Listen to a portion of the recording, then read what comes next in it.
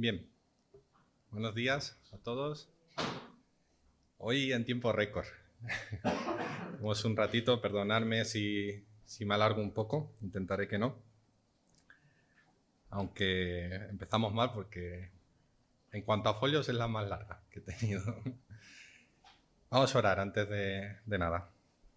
Sí, Señor, queremos poner este tiempo en tus manos, pedirte a ti, Señor, que hables a cada uno de nosotros, que hables a nuestras vidas, Señor, que nos des fe también para obedecer lo que tú tienes para nosotros en esta mañana, en tu palabra, por muy complicado que pueda parecer, por muy difícil que sea de entender el tema, ayúdanos a escucharte a ti y a ponerlo en práctica en nuestras vidas, Padre.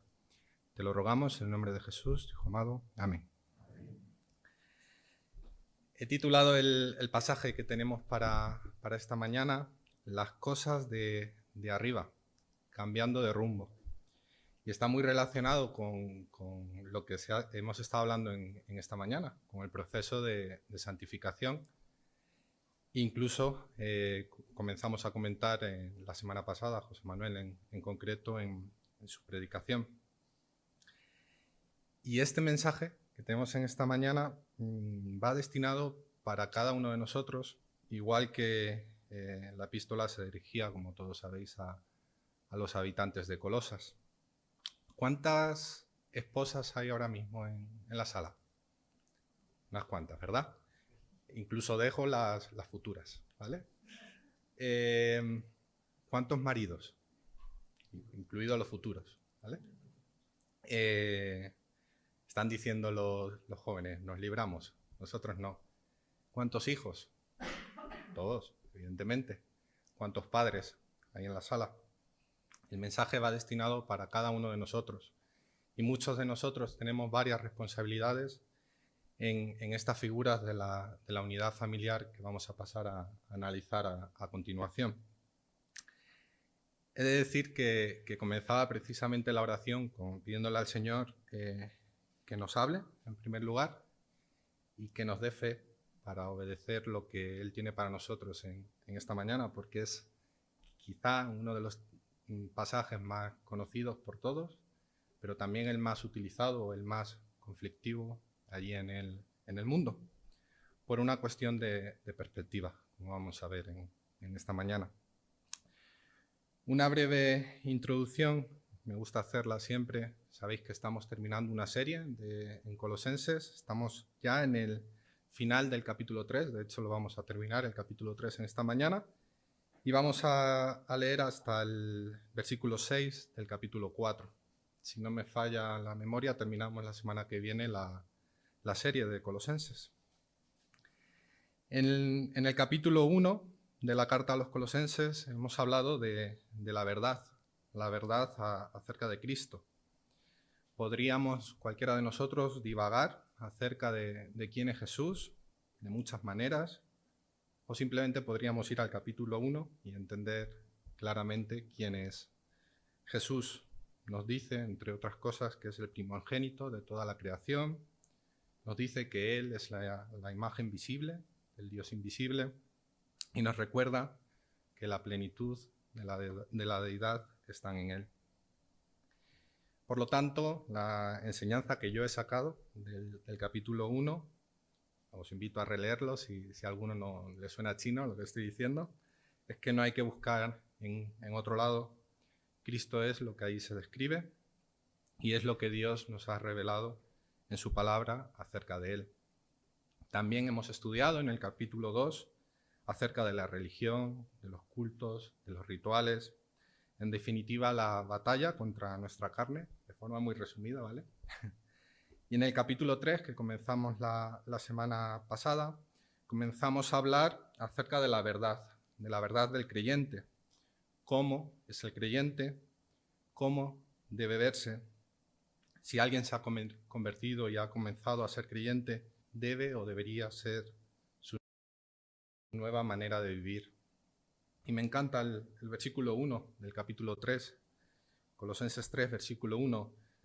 Si pues habéis resucitado con Cristo, buscad las cosas de arriba, donde está Cristo sentado a la diestra de Dios. Poned la mira en las cosas de arriba, no en las de la tierra. Y de aquí he sacado el título. En el creyente, en cada uno de nosotros, ha cambiado algo que quizá hoy será la primera vez que lo escuchéis o que nunca hayáis meditado en un concepto, y es el concepto de cosmovisión. ¿Alguien sabe lo que es la cosmovisión? En resumidas cuentas, si nos vamos a traducirlo, es la visión con la que vemos el mundo, la visión que tenemos de todo lo demás que no somos nosotros. Y este es el denominador común entre un cristiano del siglo II y un cristiano de la actualidad, que la persona que ha nacido de nuevo debería o debe buscar las cosas de arriba, donde está sentado Cristo. Y al poner nuestras mentes en las cosas de arriba, inevitablemente las cosas de aquí abajo, de la tierra, cambian. Ya no son las mismas prioridades en nuestra vida. Ahora tenemos algo que nos dirige, una brújula distinta. Y no es para nadie una sorpresa. ¿Sabéis cómo ve el mundo eso? Como una locura. Y más el pasaje que vamos a leer hoy. El pasaje que vamos a leer hoy es el claro ejemplo de lo que para el mundo es una locura. Cualquier persona que me escuche leer a continuación, primer versículo, sobre todo el primer versículo, y a continuación puede decir: esto está mal, nada que ver, no estoy de acuerdo con esto, es ridículo, es regresar a una época anterior que ya hemos superado, es la época de los trogloditas. Incluso, lo pensaba en mi mente, y he pensado así decirlo, ¿no? Pero lo voy a decir. Yo recuerdo muchas reuniones de jóvenes o reuniones en otras iglesias que el Señor me ha permitido poder estar, y yo llamo que este es el pasaje de los codazos. Según vais leyendo y meditando en este pasaje, si observáis, no quiero que lo hagáis en esta mañana, empieza la gente. Esposas, maridos, hijos, ¿vale?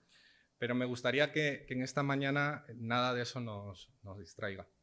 En esta mañana quiero que cada uno de nosotros sepamos que en su momento Pablo habló a los colosenses con estas palabras, pero Dios está hablándote a ti en cada una de estas figuras, de estos roles, en su modelo, en el plan que Él ha diseñado.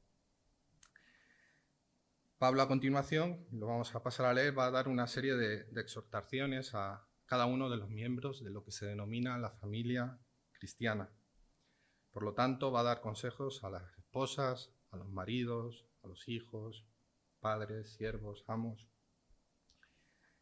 incluidos los siervos y los esclavos, porque en esta época, en la antigua Roma, estaban dentro de lo que se consideraba la unidad familiar, por ponerlo en contexto.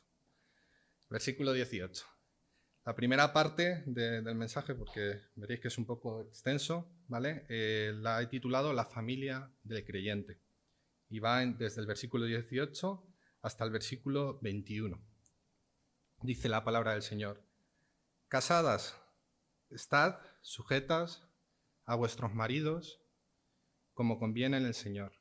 Esto es lo que decía antes, que cualquiera que lo escuche ya podría tacharme de todo lo que he dicho antes.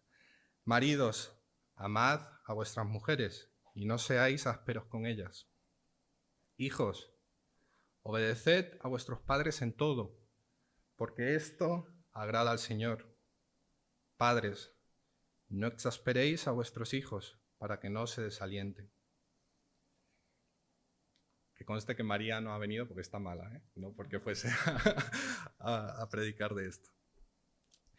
La unidad familiar, en primer lugar, quería tener un pensamiento antes de analizar cada uno de estos versículos. La unidad familiar, para mí, y es un pensamiento mío, ¿vale?, fue dispuesta por Dios y le ha dado Dios una importancia para preservar todo aquello que vale la pena en esta vida, ¿vale? Y lamentándolo mucho, según le vamos quitando como sociedad, como civilización, atención al hogar, según le vamos quitando la importancia que tiene a la familia, rápidamente vamos deteriorando y vemos el resultado que vemos allí fuera. Por lo tanto, es algo muy, muy importante. Y resumía, por si alguno se pierde en el resto del pasaje, para mí 7 preceptos o principios fundamentales para conducir un buen establecimiento del hogar. Así que los que os vais a casar podéis tomar nota. Precepto número 1. Es necesario un tiempo cada día de la familia unida para la lectura de las Sagradas Escrituras y para la oración. No creáis que porque lo digo no tomo nota yo también, ¿eh?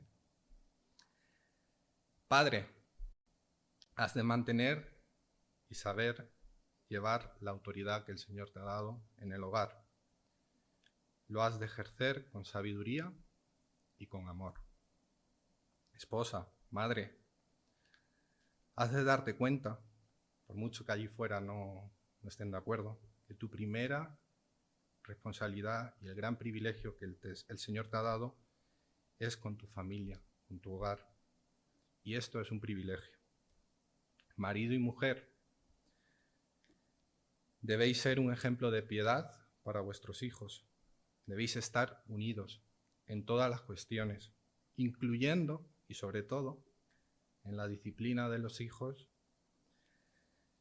y siempre que sea necesario. Debemos velar, precepto número 5, cada uno de nosotros, por la unidad familiar. Es demasiado probable, y todos lo hemos visto en los demás, en nuestras familias, es demasiado probable que nos distraigamos, nos dejemos absorber por negocios, la vida social, incluso el servicio cristiano. Nuestros hijos nos necesitan, nuestro marido, nuestra esposa nos necesitan. Que nadie sufra por falta de afecto, de compañía, de instrucción y de disciplina. Con respecto a la disciplina de los hijos, punto número 6, hay un autor, MacDonald creo que se apellidaba, no he apuntado el nombre, que categorizaba 3 reglas cardinales en cuanto a la disciplina con los niños. Nunca castigar enfurecido, nunca castigar injustamente, nunca castigar sin explicar la razón de por qué le castigas. Y el 7, y más importante, Dios debe ser la única brújula de nuestra familia. Por eso decía que está relacionado con el proceso de santificación y del ejemplo que Dios nos dio por medio de su Hijo. Versículo 18, ahora sí. Casadas, estad sujetas a vuestros maridos, como conviene en el Señor. Como os decía, de entrada así, leyéndolo, es violento para el siglo XXI. El siglo XXI esto no lo entienden. La sociedad, como todos sabéis, desde hace años se ha focalizado en luchar en este aspecto y en otros muchos por la independencia de la mujer, la igualdad con respecto al hombre, lo denominan fuera empoderamiento de la mujer y demás. Y de hecho la Biblia está llena de ejemplos del valor que Dios le da a la mujer. Por eso os decía antes que no me gustaría que nada de estas herencias o de estos condicionantes culturales nos impidan ver lo que el Señor tiene que decirnos a cada uno en esta mañana. En primer lugar os va a hablar a vosotras, esposas, pero luego seguiremos con la categorización que hemos visto. Debemos notar, por lo tanto, que Pablo le está hablando a las mujeres casadas. Les está diciendo, estad sujetas. Y sujetar, en griego, habla de subordinación. No está relacionado con importancia. Está haciendo referencia a un orden que no he establecido yo, que no ha establecido nadie de los que estamos aquí. Es un orden, un diseño establecido por Dios. No tiene que ver con la importancia, no tiene que ver con la fuerza, no tiene que ver con la capacidad. De hecho, tenemos un ejemplo. Cristo mismo está sujeto al Padre. Cuando dice casadas, estad sujetas a vuestros maridos, no está hablando, por lo tanto, de importancia. Está hablando de este orden que Dios ha elegido y en el que Él hace las cosas.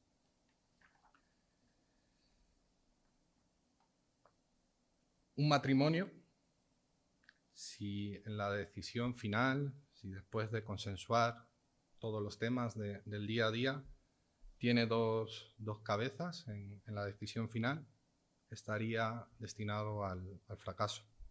Tiene que existir siempre en toda organización, en toda institución, una figura que tenga o tome la responsabilidad final, en este caso, del matrimonio.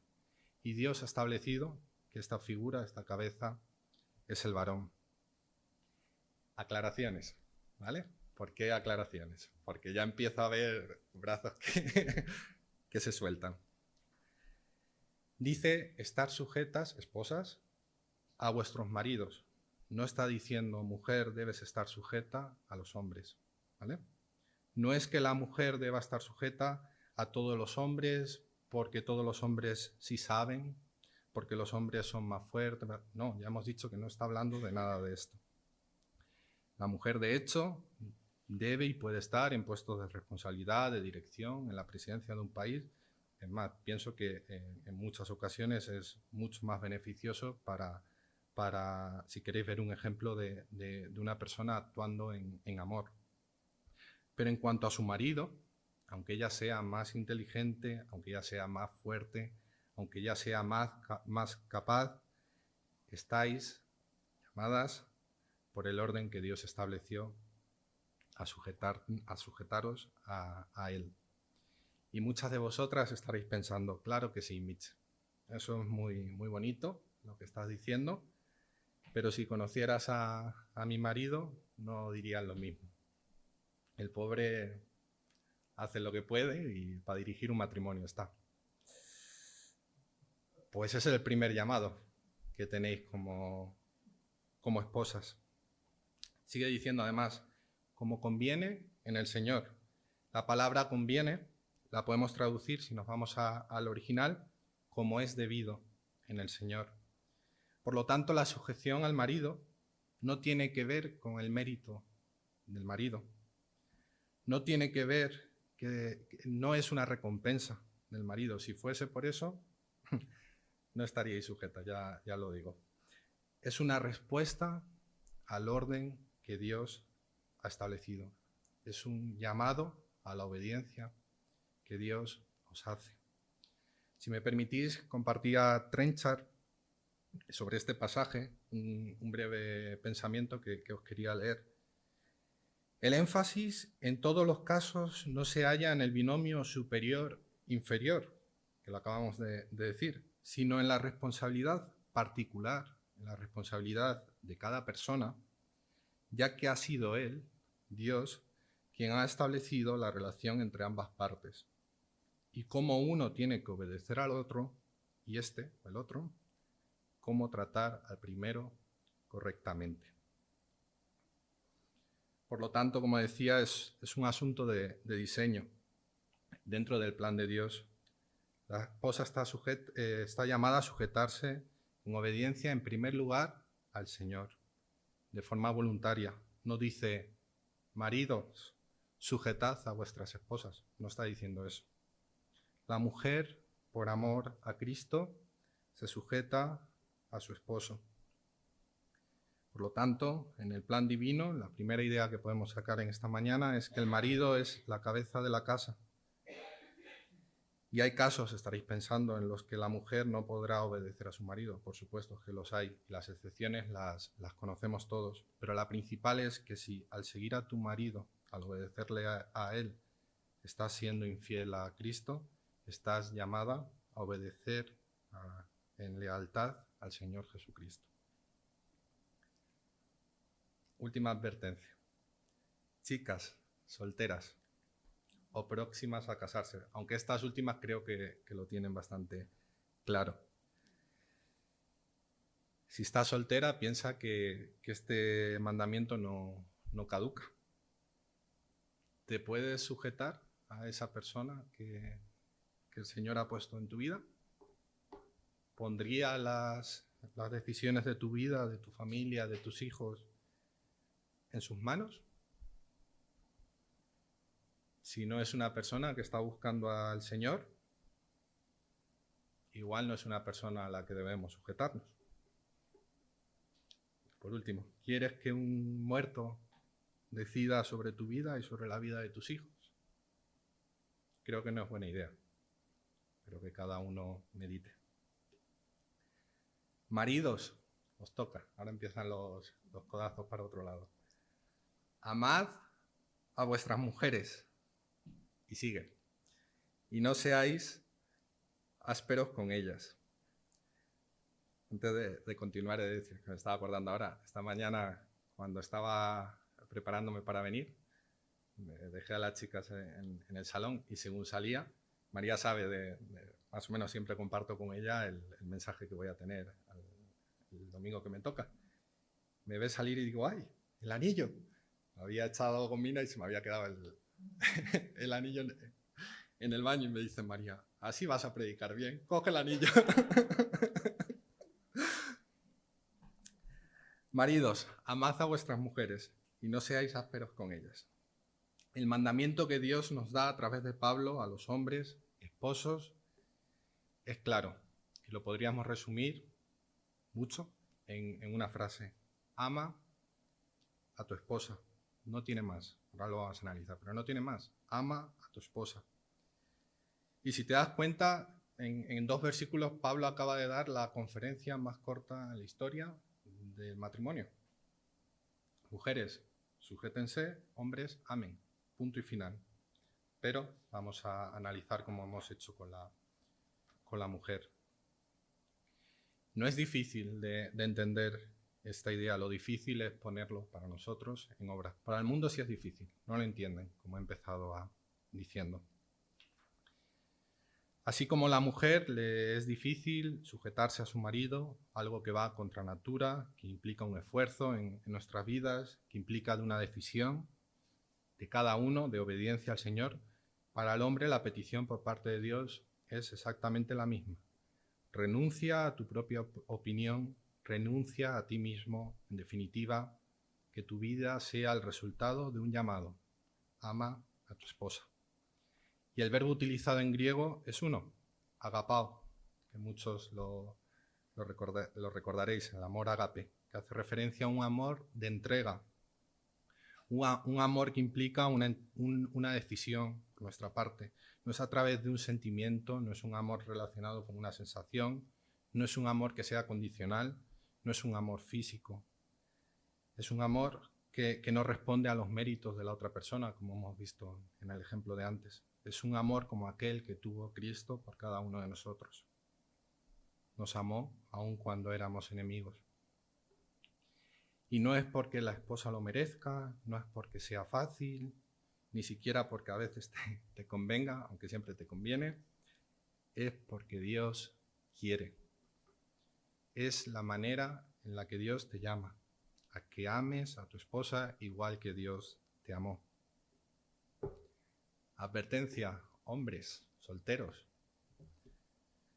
La mujer que te está haciendo tilín, por decirlo de alguna manera, ¿podrías entregarte por ella? ¿Podrías renunciar a lo tuyo y entregarte en amor, como se describe en 1 Corintios, el amor que no hace nada indebido, que busca lo suyo, que no se irrita, que no guarda rencor? Ahí os lo dejo.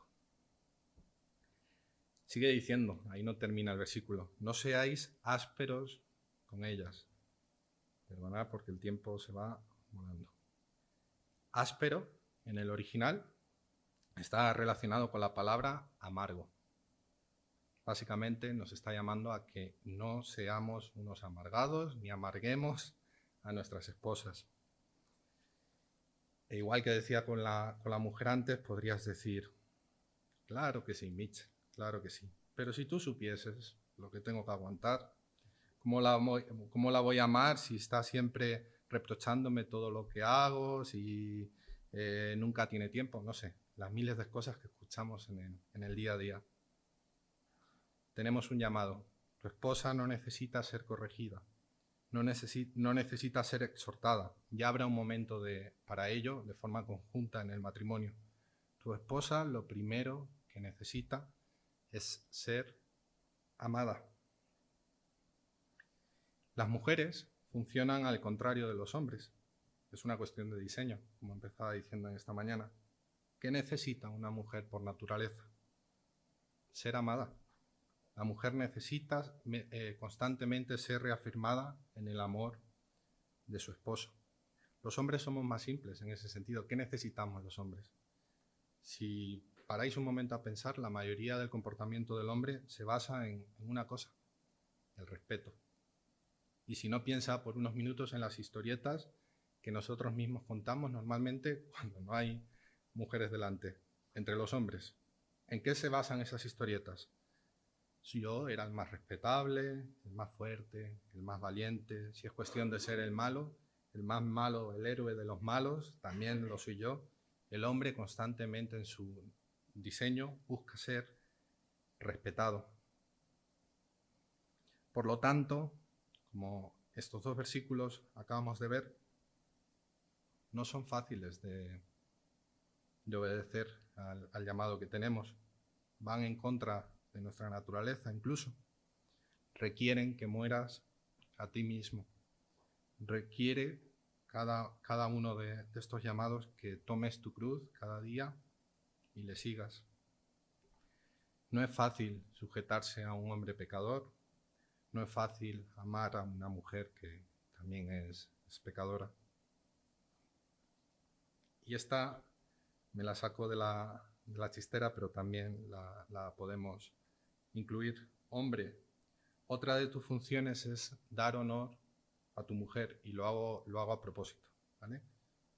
¿Qué es dar honor a tu mujer? ¿Cómo hablas con ella? ¿Y cómo hablas de ella a otras personas?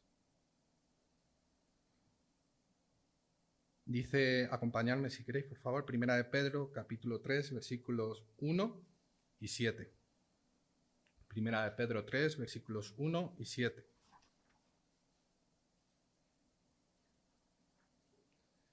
Asimismo, vosotras, mujeres, estad sujetas a vuestros maridos, para que también los que no creen, a la palabra sean ganados sin palabra por la conducta de sus esposas.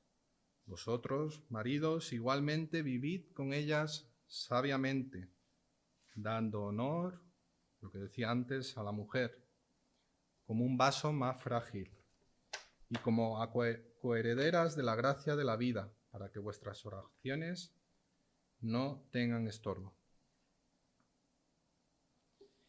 ¿Y por qué lo quería compartir con vosotros? Lo pensaba durante la preparación del mensaje. Tu esposa es un vaso más frágil y eso no es algo que debamos corregir, hombres.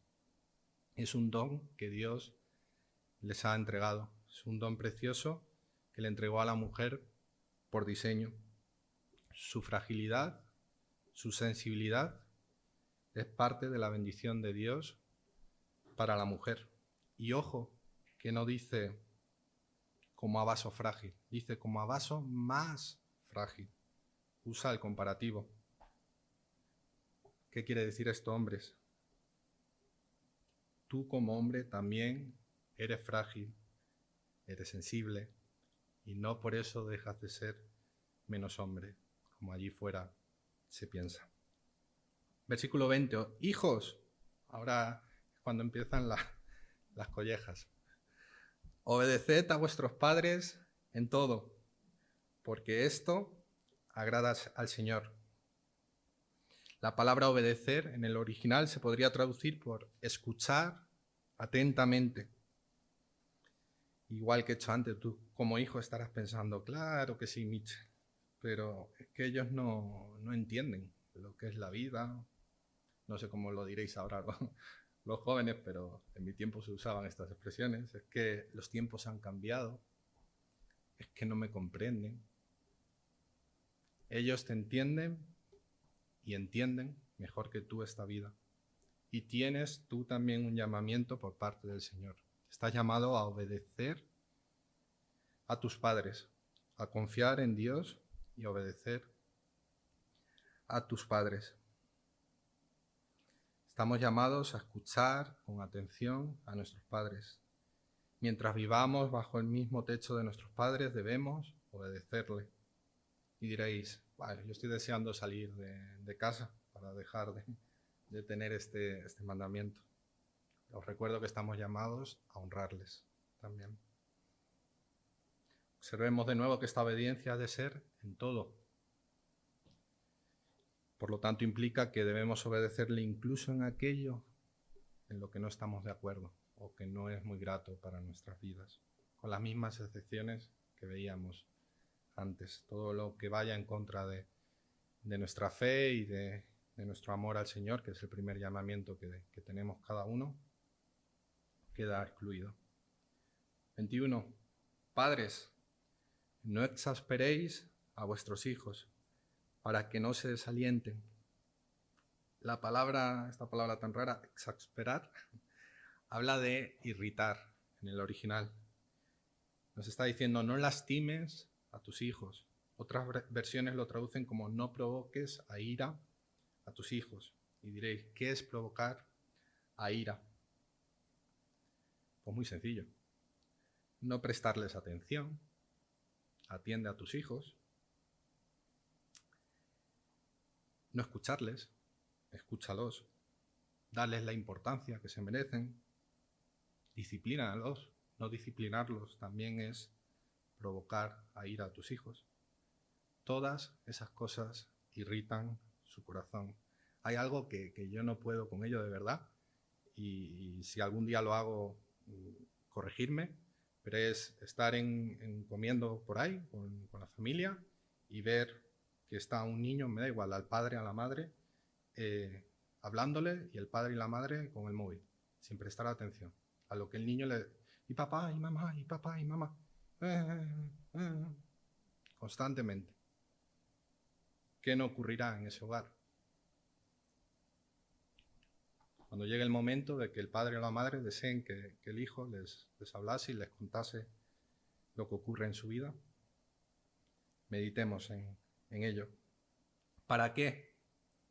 Para que no se desalienten, para que no pierdan las ganas de vivir, para que no se desmotiven.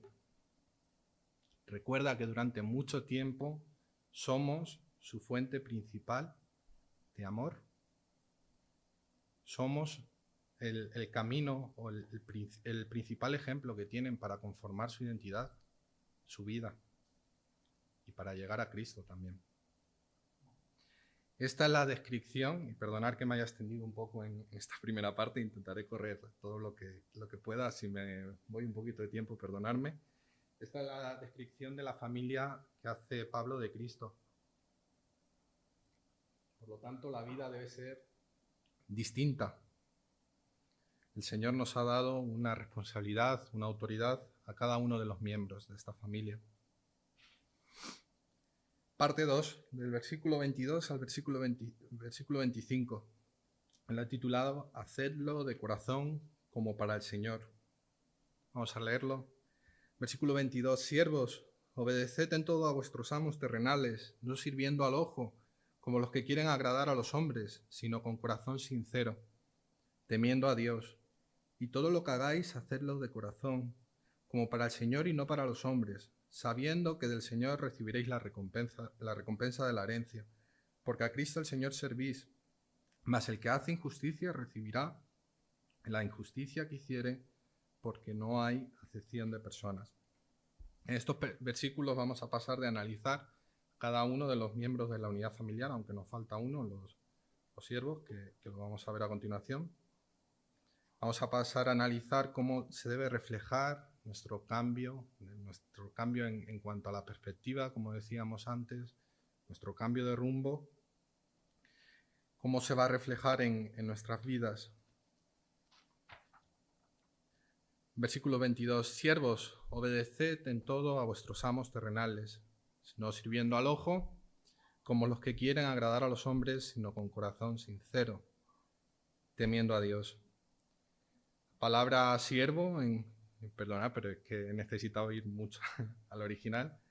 En el original es doulos y quiere decir esclavo.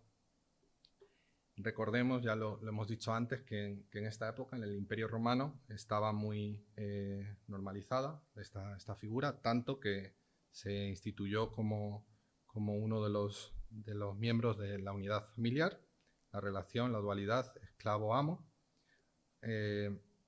Incluso, no recuerdo, hace poco se mencionaba en una de las predicaciones, había personas que se ofrecían, no eran todos los casos, ¿vale?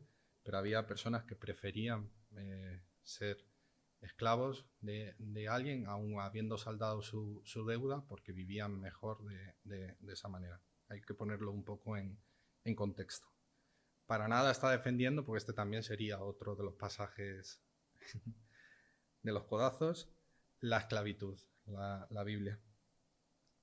Pero sí lo podemos llevar a la actualidad. Pablo está hablando a los colosenses, pero todos nosotros, o la mayoría de nosotros, tenemos relaciones laborales, institucionales, donde podemos aplicar este llamamiento. Por ejemplo, en la laboral, a lo mejor tú eres más inteligente, más capaz, a lo mejor tienes más experiencia que tu jefe, pero estás llamado a obedecerle. ¿Y estás llamado a obedecerle en qué? En todo. Con las mismas excepciones, en todo lo que no vaya en contra de la ley, en todo lo que no vaya en contra de nuestra fe, en aquello que no vaya en contra de la voluntad de Dios. No lo busquéis porque no nos va a dar tiempo, pero 1 Pedro 2:18 dice: criados, estad sujeto con todo, respeto a vuestros amos, no solamente a los buenos y afables, sino también a los difíciles de soportar. Tito 2:9. Exhorta a los siervos a que se sujeten a sus amos, que agraden en todo, que no sean respondones, no defraudando, sino mostrándose fieles en todo, para que en todo adornen la doctrina de Dios nuestro Salvador. ¿Cómo funcionarían las empresas o las instituciones si esto se aplicase? Aunque sean difíciles de soportar, que no sean respondones, habla de lealtad, de fidelidad, no defraudando. Eso implica dar el lugar que se merece y que debemos dar a nuestras responsabilidades. Esta es la perspectiva, en definitiva, que debe tener el creyente. Nuestra conducta en la sociedad, en estas instituciones que hemos visto de la unidad familiar, afectan y son el espejo en el que la sociedad se mira, y puede afectar de forma agradable y deseable en cuanto a la doctrina en la que hemos creído. Dice también este versículo 22, no sirviendo al ojo como los que quieren agradar a los hombres, sino con corazón sincero, temiendo a Dios. Y ahí está la clave, en la segunda parte del versículo, temiendo a Dios. Y recordemos que nos dice la Biblia que el temor a Dios es el principio ¿de qué? De la sabiduría. Por lo tanto, si queremos caminar de forma sabia en este mundo, tenemos un llamamiento y este es un poco más fácil. Teme a Dios. No estamos llamados a agradar a los demás por apariencias. No estamos llamados a agradar a los demás solo en el momento en el que nos están viendo. No. Estamos llamados a temer a Dios con un corazón que no conoce la hipocresía, con un corazón que no tiene doblez. Versículo 23. Y todo lo que hagáis, hacedlo de corazón, como para el Señor y no para los hombres.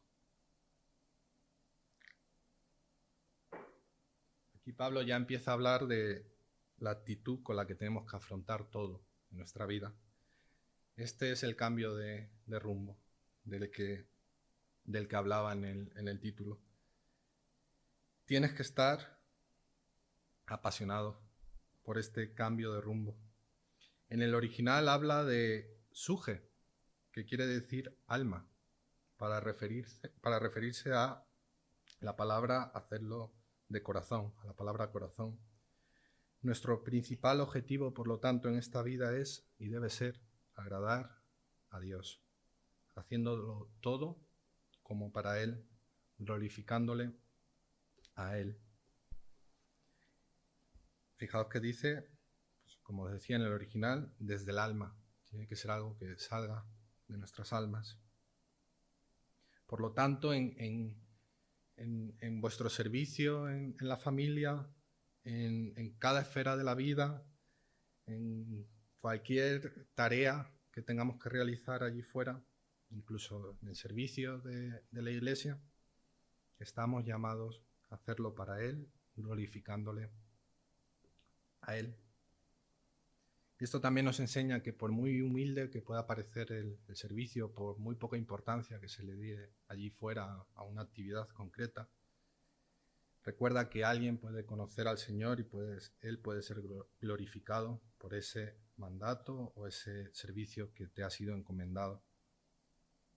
Versículo 24, sabiendo que del Señor recibiréis la recompensa de la herencia, porque a Cristo el Señor servís. Y aquí me fijaba en la parte de la recompensa de la herencia. Si alguien puede buscar Primera de Pedro, capítulo 1, versículos del 4 al 6. Vamos a ver la herencia de la que se nos está hablando. Una herencia, os sonará a todos, incorruptible, incontaminada e inmarcesible. Primera de Pedro 1, versículos del 4 al 6. Para una herencia incorruptible, contaminada e inmarcesible, reservada en el cielo, para vosotros que sois guardados por el poder de Dios mediante la fe, para alcanzar la salvación que está preparada para ser manifestada en el día postrero. En lo cual vosotros os alegráis, aunque ahora, por un poco de tiempo, si es necesario, tengáis que ser afligidos en diversas pruebas. Gracias, José. Estamos en este mundo para servirle a Él. Y acabamos de leer cuál es esa herencia. Una herencia incorruptible, incontaminada e inmarcesible, reservada en los cielos para cada uno de nosotros. Versículo 25, mas el que hace injusticia recibirá la injusticia que hiciere, porque no hay acepción de personas. Es sencillo. Si no quieres hacer lo que es justo, lo que venimos hablando, vas a recibir el pago de lo injusto. Por lo tanto, estamos llamados nuevamente a vivir por fe, a creer en el Señor y a actuar en consecuencia. Versículo 1 del capítulo 4. Perdonad que estoy yendo un poco más rápido. Amos, haced lo que es justo y recto con vuestros siervos, sabiendo que también vosotros tenéis un amo en los cielos. Este versículo va lógicamente unido o relacionado con el último versículo del capítulo 3. Los amos están llamados a hacer lo justo y equitativo con sus siervos. Por ejemplo, si lo llevamos al sector laboral, como hemos hecho antes, no deberían privar a sus siervos de algo tan básico como su justa paga, sino que debería pagar a cada siervo bien por el trabajo que realizan y a tiempo. No es tan sencillo allí fuera, esto. Dios aborrece la opresión de los pobres. Dios aborrece a aquellas personas que se enriquecen por medio de un trato injusto. En el sector laboral, por ejemplo, trabajadores, etcétera, que se aprovechan del trabajo de los demás, del esfuerzo de los demás, para enriquecerse. Son inaceptables para el Señor. La justicia, en estos pasajes que estamos leyendo y meditando, está relacionada con la santidad. Dios escucha nuestros clamores. Él es justo, como sabemos, es sabio y es un Dios recto, un Dios justo. La parte 3, para terminar, va del versículo 2 al versículo 6. La he titulado La oración. En este proceso de santificación es fundamental, lo vamos a ver a continuación, la oración y el caminar del creyente. Versículo 2, perseverad en la oración, velando en ella con acción de gracias, orando también al mismo tiempo por nosotros, para que el Señor nos abra puerta para la palabra, a fin de dar a conocer el misterio de Cristo, por el cual también estoy preso, para que lo manifieste como debo hablar. Andad sabiamente para con los de afuera, redimiendo el tiempo. Sea vuestra palabra siempre con gracia, sazonada con sal, para que sepáis cómo debéis responder a cada uno. Versículo 2. Perseverad en la oración, velando en ella con acción de gracias. No voy a decir nada que no sepamos. La oración es algo fundamental en el caminar del creyente, en la unidad de la familia, como hemos dicho antes, en la unidad de la iglesia también. Pablo cree en la oración y lo demuestra en diversos pasajes que por amor al tiempo no voy a mencionar. La oración es importante, como sabemos, es poderosa, es suficiente y debe ser la primera herramienta, por decirlo de alguna manera, en nuestras vidas. Y lamentándolo mucho, esto no ocurre. Suele ser la última herramienta a la que acudimos. Es la primera a la que estamos llamados. ¿Alguien puede buscar Primera de Tesalonicenses 5, versículos del 16 al 18?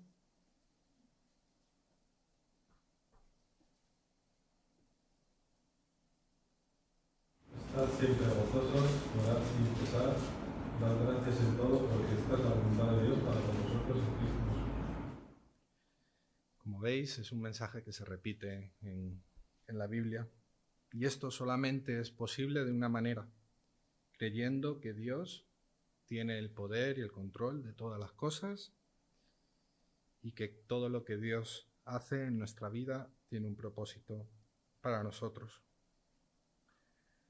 Orando también, versículo 3, al mismo tiempo por nosotros, para que el Señor nos abra puerta para la palabra, a fin de dar a conocer el misterio de Cristo, por el cual también estoy preso, para que lo manifieste como debo hablar.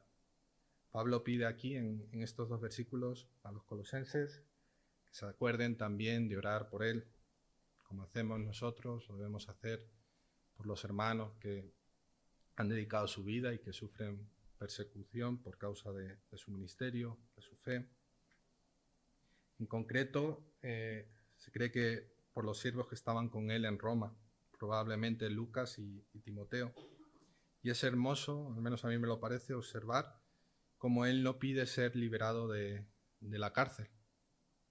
No, dice, le pide al Señor que le abra puertas, que le facilite el camino para poder predicar la palabra. Qué importante es esta lección para nosotros, para nuestras vidas. Versículo 5, andad sabiamente para con los de afuera, redimiendo el tiempo. Deberíamos, cada uno de nosotros, ser conscientes, si no lo somos, de que nuestro andar, nuestro ejemplo, nuestras acciones están siendo observadas constantemente con lupa. ¿Por quién? Por los que están ahí fuera. El mundo está muchas veces, si no preguntarle a Marí, más interesado en nuestro andar que en nuestro hablar. Cuando le intentas hablar del Señor, normalmente la mayoría no quieren escuchar. Pero sí se fijan en lo que hacemos. La gente se fija en nuestras vidas, en nuestras familias, en nuestra conducta. Estamos llamados a no hacer tonterías, básicamente, a vivir sabiamente y en temor a Dios. Dice Efesios 5, versículos del 15 al 17. Si alguien puede buscarlos, por favor. Efesios 5, 15 al 17.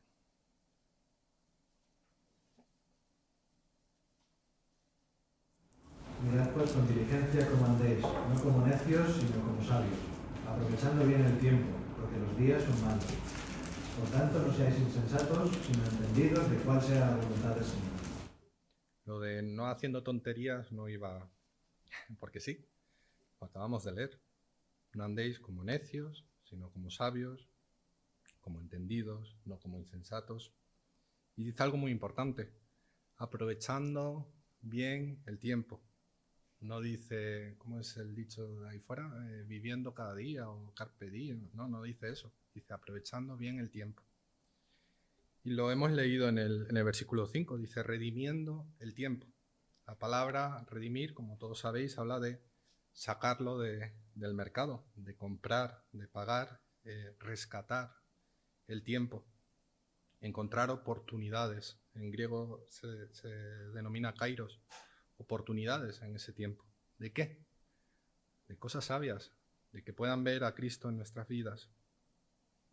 ¿Sabéis de quién es esclavo nuestro tiempo? De la familia, de Netflix, del fútbol, de la moda, de tantas y tantas cosas que nos hace desaprovechar el tiempo. Por lo tanto, aquí ya da igual esposas, maridos, hijos, todos estamos llamados a aprovechar bien el tiempo.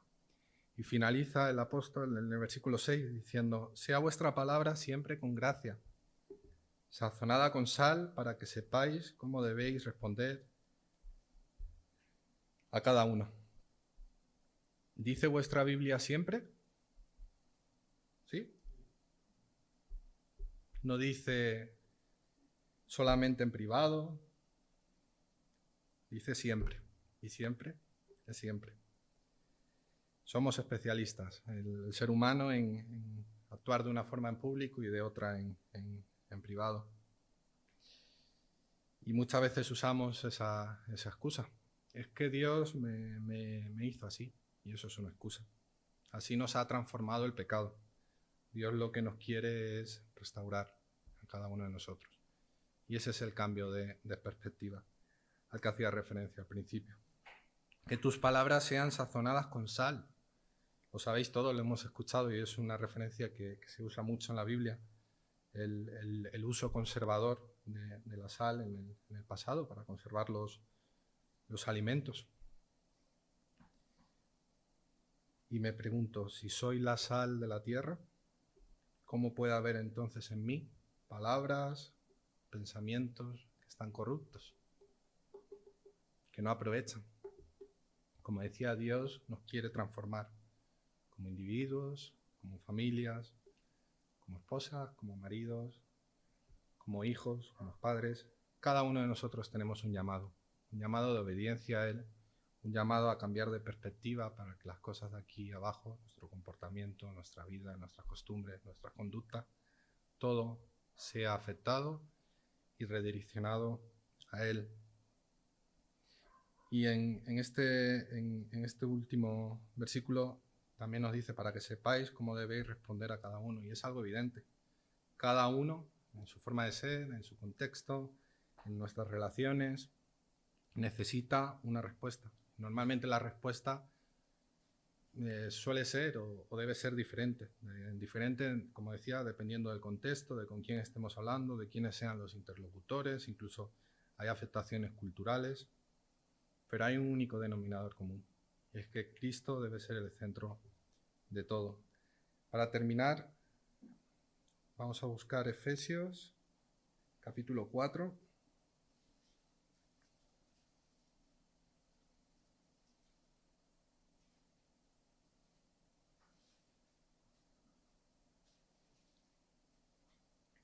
Versículo 29 creo que era. Dame un segundito.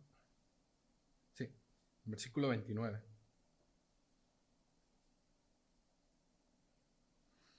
Ninguna palabra corrompida salga de vuestra boca, sino la que sea buena para la necesaria edificación, a fin de dar gracia a los creyentes. Y no contristéis, versículo 30, al Espíritu Santo de Dios, con el cual fuisteis sellados para el día de la redención. 31. Quítense de vosotros toda amargura, enojo, ira, gritería y maledicencia y toda malicia. Antes sed benignos unos con otros, misericordiosos, perdonándoos unos a otros, como Dios también os perdonó a vosotros en Cristo. Vamos a orar. Sí, Señor, te damos gracias por este día, gracias por este mensaje que tú tienes para cada uno de nosotros, Señor. Gracias porque, a pesar que puede parecer en esta sociedad una locura todo lo que en esta mañana hemos meditado, somos conocedores, Señor, que tu plan, que tu diseño es un plan perfecto. Somos conocedores, Señor, de que tú nos amas y es por ello que te entregaste por nosotros, quieres transformar nuestras vidas y quiero pedirte, Señor, que tú nos ayudes a dejarte obrar, a dejarte construir nuestra vida, a dejarte, Señor, cambiar todo lo que necesita ser cambiado, Padre. Te pedimos que tú estés con nosotros, nos ayudes en esta semana, en cada una de nuestras obligaciones, nos cuides, nos acordamos también de las personas que se encuentran mal de salud. Señor, obra tú en sus vidas, llénalas con tu poder, con tu amor, con tu restauración y sanidad, Señor. Te pedimos que tú obres en cada uno de nosotros y gracias te damos por poder compartir esta palabra, por poder hacerlo en libertad, a pesar de que la mayoría de las personas allí fuera no le entiendan, Señor. Tú eres un Dios de amor, un Dios perfecto, un Dios justo y un Dios santo, como hemos visto esta mañana. Te damos gracias por ello, en el nombre de Jesús, tu amado.